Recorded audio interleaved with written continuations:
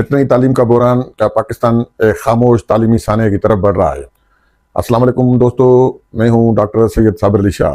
آج میں آپ کے سامنے ایک ایسا موضوع لے کر آیا ہوں جس پر پاکستان میں بہت کم بات ہوئی ہے، لیکن حقیقت یہ ہے کہ یہ مسئلہ آنے والے برسوں میں ہماری معیشت، غذائی تحفظ اور عوامی صحت کے لیے ایک بڑے بحران کی شکل اختیار کر سکتا ہے۔ میں بات کر رہا ہوں پاکستان میں ویٹرنری تعلیم کے بحران کی۔ ذرا ایک لمحے کے لیے سوچئے، اگر کل پاکستان میں دودھ کی پیداوار کم ہو جائے تو کیا صورتحال پیدا ہو سکتی ہے؟ اگر گوشت کی پیداوار متاثر ہو جائے، اگر جانوروں میں کوئی نئی وبا پھیل جائے، اگر دیہی معیشت بیٹھ جائے تو کیا ہوگا؟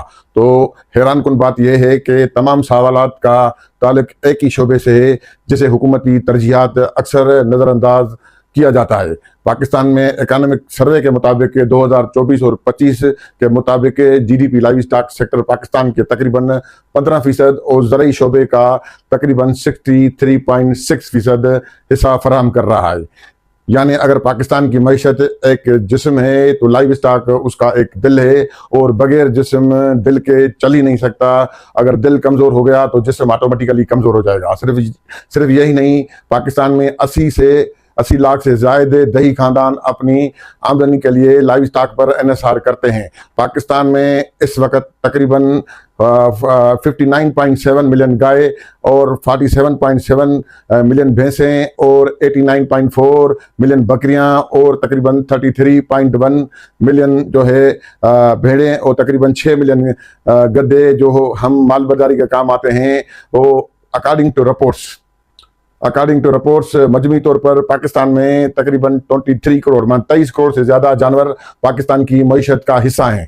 اب میں آپ کو تصویر کا ایک دوسرا رخ دکھانے جا رہا ہوں۔ پاکستان میں رجسٹرڈ ویٹرنری ڈاکٹروں کی تعداد تقریباً 20 سے 25 ہزار کے درمیان بتائی جاتی ہیں۔ اگر ہم 25 کروڑ جانوروں کو 25 ہزار ڈاکٹروں پر تقسیم کریں گے تو ایک ویٹرنری ڈاکٹر کے حصے میں اوسطاً تقریباً 10 ہزار سے زائد جانور آتے ہیں، اور دیہی علاقوں میں یہ تناسب کہیں زیادہ خراب ہے۔ اب آئیے سندھ کی بات کرتے ہیں۔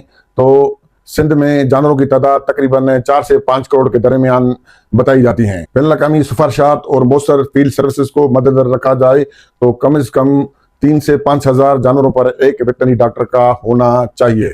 اس حساب سے سندھ میں تقریباً 10 سے 15 ہزار فعال ویٹرنری ڈاکٹروں کی سخت ضرورت ہے، لیکن زمینی حقیقت یہ ہے کہ اتنی بڑی تعداد میں ماہر ویٹرنری ڈاکٹر دستیاب نہیں ہے۔ دوستو، یہ صرف جانوروں کا مسئلہ نہیں ہے، یہ پاکستان کی فوڈ سیکیورٹی کا مسئلہ ہے، یہ دودھ کا مسئلہ ہے، یہ گوشت کا مسئلہ ہے، یہ کسان کی آمدنی کا مسئلہ ہے، اور سب سے بڑھ کر یہ عوامی صحت کا مسئلہ ہے۔ ورلڈ ہیلتھ آرگنائزیشن کے مطابق دنیا میں پیدا ہونے والے تقریباً 75% نئی معتدی بیماریاں جانوروں سے انسانوں میں منتقل ہو جاتی ہیں، جسے زونوٹک ڈیزیز کہا جاتا ہے۔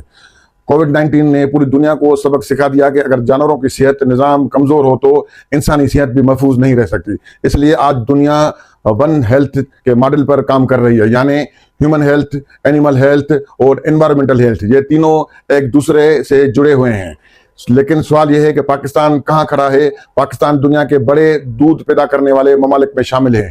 اکارڈنگ ٹو رپورٹس سالانہ تقریباً 72.34 ملین ٹن دودھ پیدا ہو رہا ہے، اور گوشت کی پیداوار تقریباً 5.97 ملین ٹن پہنچ چکی ہے۔ لیکن افسوس کی بات یہ ہے کہ فی جانور کی دودھ کی پیداوار ترقی یافتہ ممالک کے مقابلے میں کئی گنا کم ہے، اور due to the different reason کہ ان کے دودھ اور گوشت کی پیداوار کیوں کم ہے، اس پر ناظرین میں الگ ایک ولاگ کروں گا۔ جانوروں کی بیماریاں ہر سال اربوں روپے کا نقصان پہنچاتی ہیں، جیسا کہ foot and mouth disease, brucellosis, mastitis, PPR اور HS اور لمپی اسکن ڈیزیز جیسے امراض کسانوں میں محنت اور قومی معیشت کو دونوں کو متاثر کرتے ہیں۔ 2022-23 میں لمپی اسکن ڈیزیز نے ہزاروں مویشی متاثر کیے اور کسانوں کو کروڑ روپے نہیں بلکہ اربوں روپے کا نقصان برداشت کرنا پڑا۔ اب میں آپ کی توجہ ایک نئے موضوع کی طرف لے کے جانا چاہتا ہوں۔ اب ذرا ویٹرنری تعلیم کی طرف تھوڑا سا آتے ہیں کہ پاکستان میں ہر سال ہزاروں DVM جو doctor of veterinary medicine degree حاصل کر کے جو شاگرد فارغ و تحصیل ہوتے ہیں، لیکن اصل سوال یہ ہے کہ کیا واقعی فیلڈ کے لیے وہ حقیقی طور پر تیار ہوتے ہیں؟ بہت سی یونیورسٹیوں میں داخلے بڑھ رہے ہیں، کلاسز رومز بھر رہے ہیں، ڈگریاں تقسیم ہو رہی ہیں، لیکن teaching hospital and clinical cases کی تعداد اسی رفتار سے نہیں بڑھ رہی۔ نتیجہ یہ نکلتا ہے کہ ایک طالب علم 5 سال تک تعلیم مکمل کرتا ہے، لیکن اس نے محدود سرجریز دیکھی ہوتی ہیں، اس نے سرجری پر اس کا زیادہ کام نہیں ہوتا، اس کے علاوہ کم سرجریز کیسز کو ہینڈل کیے ہوتے ہیں، فارم پر محدود کام کیا ہوتا ہے، اور پریکٹیکل تجربہ ناکافی ہوتا ہے۔